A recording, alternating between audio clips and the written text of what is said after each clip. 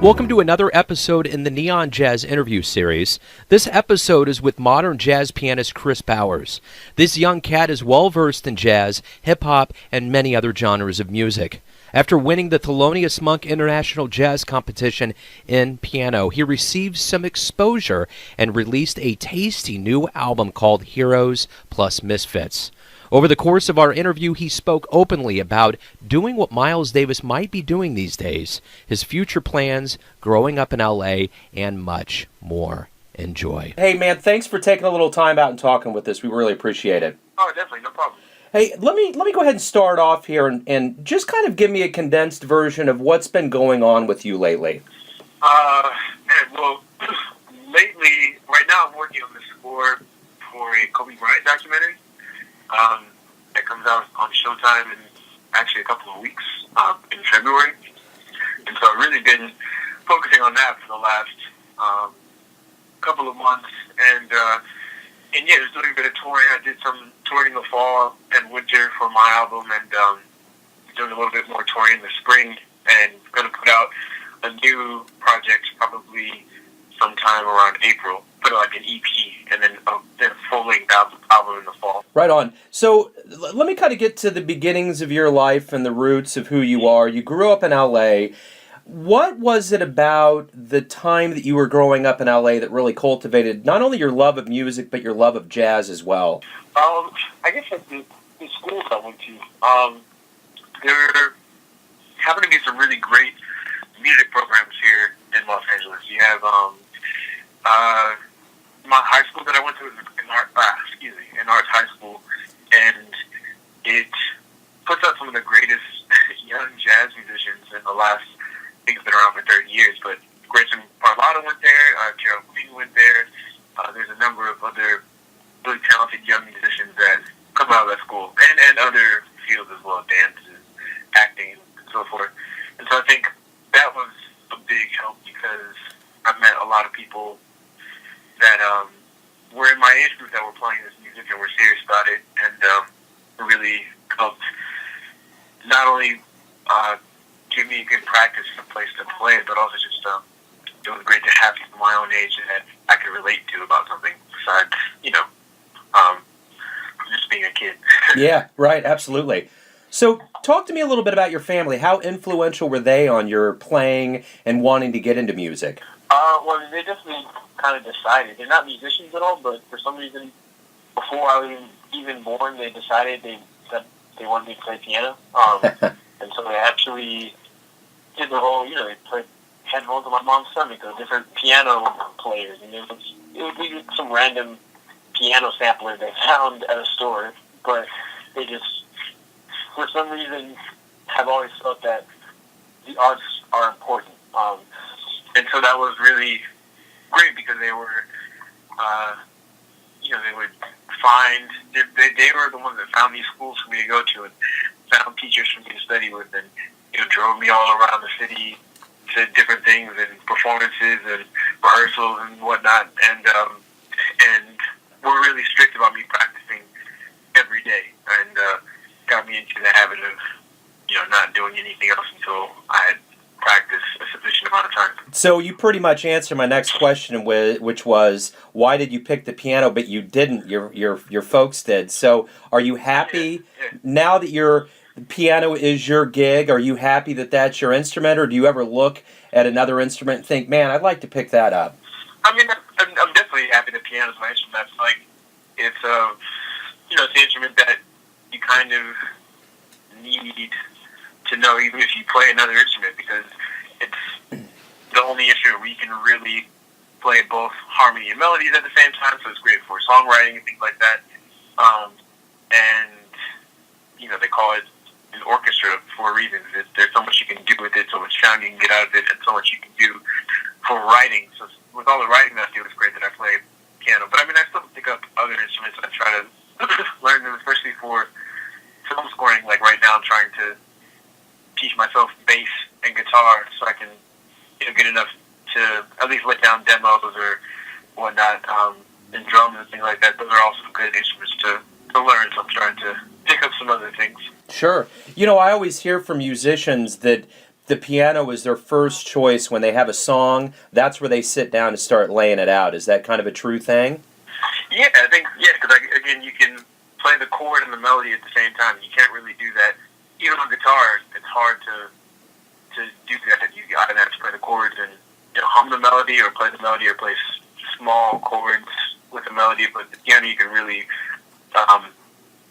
visualize and hear everything in its completeness. Absolutely.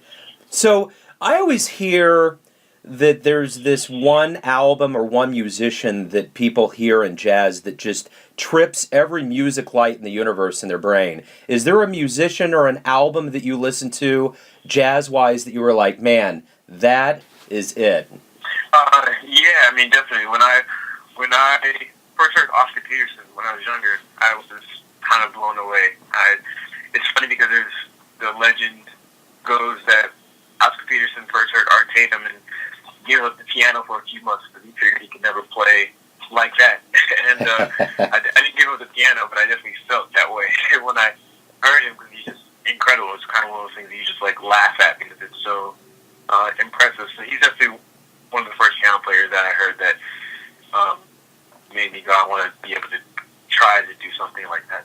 Right on. So a lot of doors opened up for you when you won first place in the Thelonious Monk International Jazz Competition. What was that like? When you won it, the day after and since then, what changed? How did your life change? Well, it just kind of puts you up on this platform. I think, luckily for me, before then I was already starting to play with people and starting to get my name out there, but that definitely takes it to another level. And actually, I think I recorded and did a tour with Marcus Miller the following year, and I think the reason why he heard of me was because of the Monk competition. I think he was looking for a piano player, and somebody mentioned that I just won. So he figured he'd give me a call, and also the record label, or the record deal that comes with winning, is something, because it kind of demands you to try to be an artist. I think until then I'd always thought about putting out an album, or eventually I would try to be a band leader or whatnot. But having a record deal kind of makes you step up to that, and so that was kind of pretty great to have to do. Yeah, right on. So you grew up in L.A., you cut your teeth for some time in New York. What was that like? Was there a culture shock? Did you really embrace New York? How'd you feel about it? Yeah, I love New York. I mean, again, my high school was so intense because it was this arts high school where there was as much, if not more, focus on your art than academics, actually. And so by the time I got to New York, I went to Juilliard, and the rigorous nature of the school and the high demand was kind of normal to me. I wasn't fazed by the fact that I had to learn, X amount of songs in 1 week, or, be able to do this and balance whatever homework you have to do. And so I think that was a good prep for me, so I wasn't too shocked. I mean, I think the biggest shock was just the weather. Other than that, I really took to it pretty immediately. You've been playing with a lot of people, in both jazz and in the in all kinds of different genres, from Kanye West to Jay-Z. Who do you really want to pick the phone up from? Who would you love to have call you up and say, man, let's go in the studio, let's go on the road, let's do this? Is there anyone you're looking forward to? I mean, yeah, there's a lot of people. Even though I've met him and I know him and I've played with him, in some contexts I've never seriously worked with him. I've always been a fan of Terrence Blanchard. Yeah. He's definitely somebody I'd love to work with. And then there's more, people more in the contemporary music world, like Kendrick Lamar, I would love to work with, or Pharrell. I've met him and kind of worked with him before, but I'd love to do it in a more serious capacity. Somebody like Stevie Wonder, or those kind of people for sure. Yeah, absolutely. So Heroes and Misfits is getting a lot of good ink. How do you feel about that? I'm pretty pleasantly surprised. It's definitely one of those things that when you make your first album, it's kind of like you're putting your entire life into, music form, because there's no album before that, so this is your first time, and you're trying to cram everything that you kind of have developed so far into one statement. So it was kind of, you're putting a baby out into the world, so it was nice to see that it was responded to well. I love the album, and I get the feeling, I'm a big Miles Davis fan, that maybe this is what you're doing now is possibly what Miles Davis would be doing if he was around these days. Do you think that might be an accurate statement? Yeah, I think as far as conceptually, yeah, I definitely think so. Before he passed, he was supposed to do an album with Jimi Hendrix, and he was already working with hip hop artists and obviously different rock artists and stuff like that in the late '70s or early '70s. So yeah, I think he's one of my idols as far as that's concerned, because he seems to be good at not only looking for ways to progress and move forward with his sound, but also constantly surrounding himself with people that are going to do that. Like, the thing about him is that he the reason why he was so relevant in all these different eras of music is because he had such a good eye and ear for other artists, and he would surround himself with these other people that kind of took him to that next place. And so I think that was really important, and I think that's something that I would love to continue to do.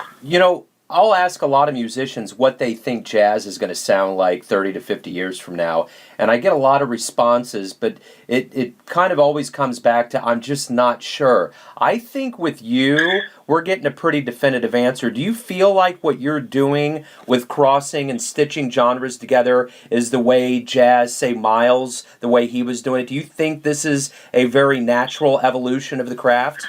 Yeah, I think it's a natural evolution of music in general. If you look at any genre right now, I feel like that all genres are kind of blending. We're in a generation where I love listening to Miles and Herbie and stuff like that, but I also love listening to, again, Kendrick Lamar or Kanye or Grizzly Bear or Bonnie Bear and all these different bands and artists of my day. And so, of course, I'm going to include those sounds in the music that I create. And so, but again, I think there are so many people in other genres that are into different things that when they create music, they're not thinking of how am I going to exist within this framework that someone set up. It's more so just, I'm going to make music, and if somebody wants to call that jazz, that's cool. If somebody wants to call it alternative, that's cool.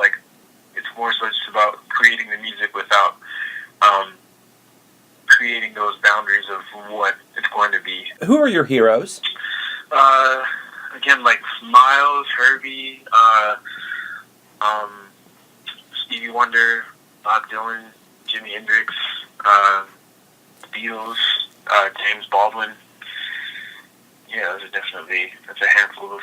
What's the greatest thing about waking up every day? To be able to, make something new. I like the fact that I'm fortunate enough to do what I love when I wake up for my job, and doing what I love happens to encompass making something new pretty much every day. And so I kind of like that journey, because it leaves every day for as a surprise. You never know what you're gonna create or what road is gonna lead you down, and so that's kind of been really fun.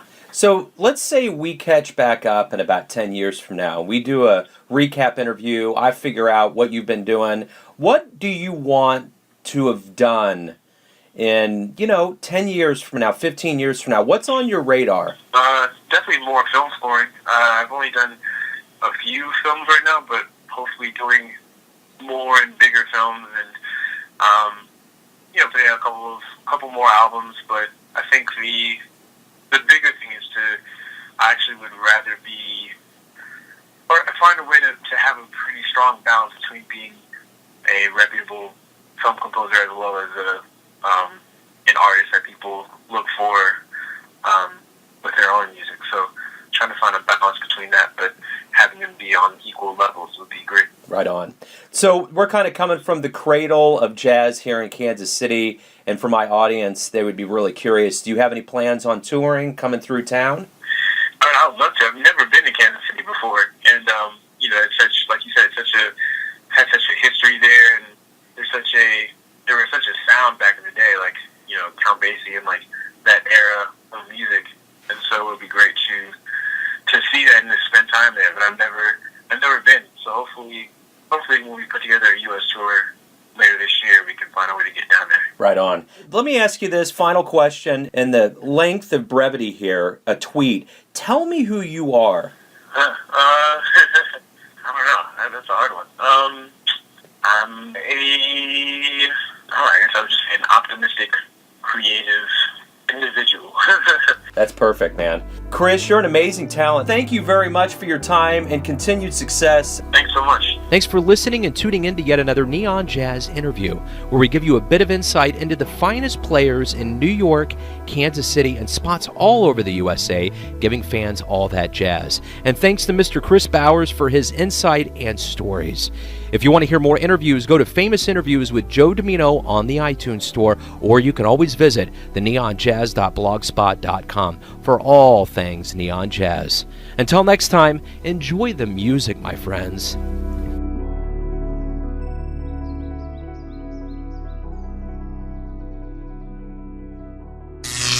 Neon Jazz.